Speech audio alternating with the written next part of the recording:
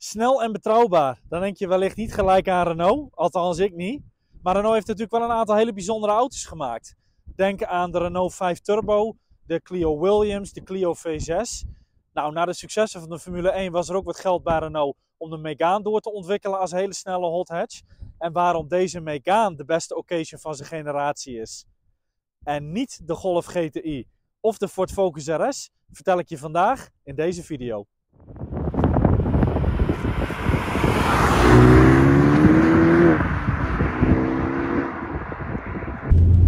Nou, ik ben eerlijk gezegd nooit zo'n fan geweest van voorwiel aangedreven auto's.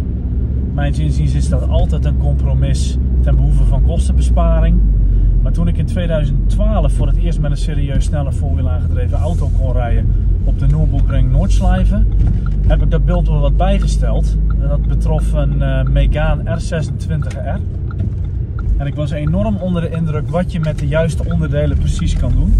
Nou, ik rij vandaag met een derde generatie Megane, uitvoering RS Trophy.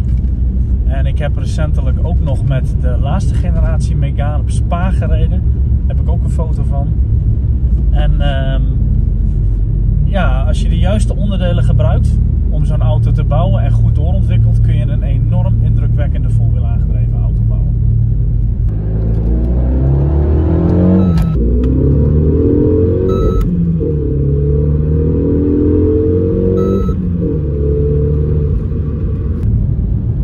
Wat maakt de Megane RS nou zo speciaal in vergelijking met de gewone Megane? Nou, wat Renault gedaan heeft, is een aantal enorme goede kwaliteitsonderdelen op deze auto bouwen. En de eerste, meest belangrijke, is een mechanisch perdifferentieel. Dat is trouwens een optie, dus als je ooit geïnteresseerd bent om zo'n auto te kopen, zoek er dan vooral een met een mechanisch perdifferentieel. Anders heb je niet zoveel aan al dat vermogen in de bochten. En daarnaast hebben ze enorm veel doorontwikkeling in het onderstel gedaan. Andere stabies, andere dempers, andere veren. Natuurlijk ook andere banden, velgen en remmen. Hele grote Brembo remklauwen zitten erop. Er waren verschillende banden leverbaar, onder andere de Michelin Pilot Cup Sport, Bridgestone Potenza's en de R26R's hadden de Toyo Triple H en dat is eigenlijk een straatlegale semi-slick. Nou, daarnaast is natuurlijk de motor heel erg speciaal. Een 2 liter turbomotor, afhankelijk van de generatie 250, 265 of 275 pk. En het is gewoon een enorme, sterke, betrouwbare motor met in het gehele toerenbereik ontzettend veel koppel.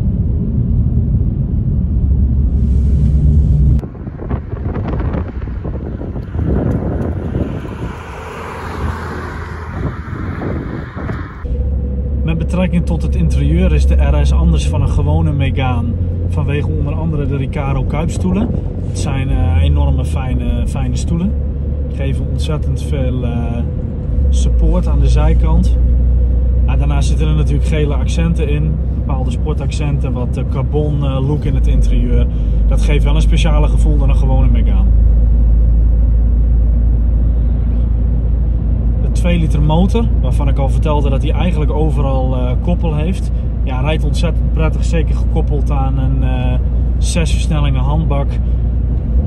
Ja, je bent gewoon bloedsnel in deze auto.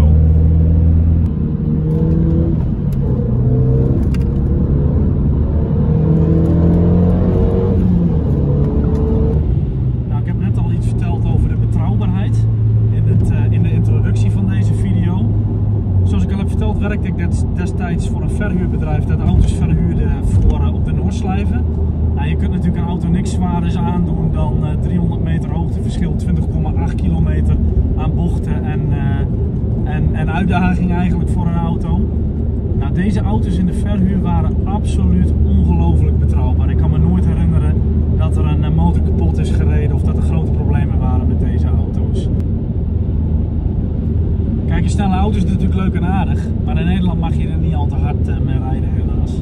Maar in Duitsland wel. En daarom ben ik op weg naar een stukje ongelimiteerde autobaan in Duitsland. En dan kunnen we samen gaan kijken hoe hard ik met deze auto kan rijden op de autobaan.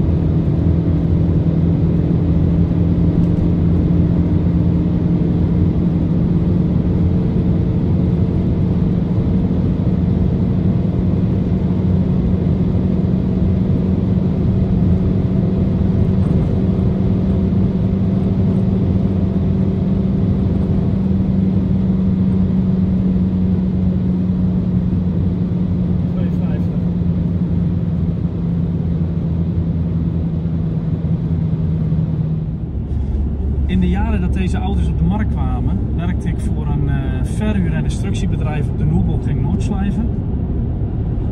En wat opviel is dat Ford aan het testen was met de RS500. Dat is een Ford Focus met ongeveer 350 pk.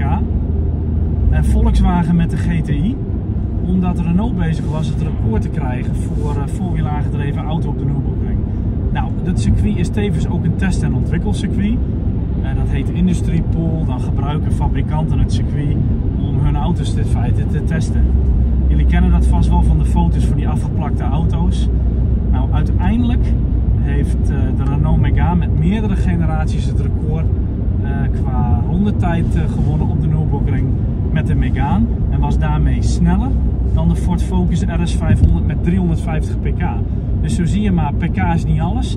En het zit hem vooral in de doorontwikkeling van alle goede onderdelen als geheel. En natuurlijk moet ook de auto in basis qua platform ook gewoon potentie hebben. En nou ja, er is geen discussie te voeren met betrekking tot een rondetijd op de ring. Dat is gewoon de benchmark en dat toont echt wel aan wat voor een goede auto dit is. Nou, na een aantal jaren van wat wisselingen in die toprecords van voorwiel aangedreven auto's, heeft Renault weer het record in handen met de laatste generatie Renault Megane Trophy R.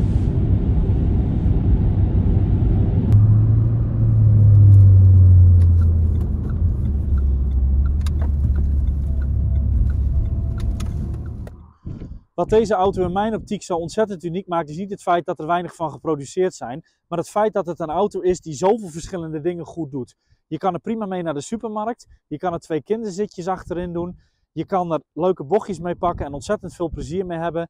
Dat is wat deze auto zo uniek maakt. En wat nog specialer is, je kan er prima een trackday mee doen zonder enige aanpassingen. En ik ken heel weinig auto's die dat kunnen. Een hele hoop auto's moet je toch doen aan banden en remmen en onderstel. En deze auto, standaard zoals die is, kun je morgen een circuitdag mee op Spa doen. En dat is wat deze auto wat mij betreft de beste hot hatch occasion maakt van zijn generatie.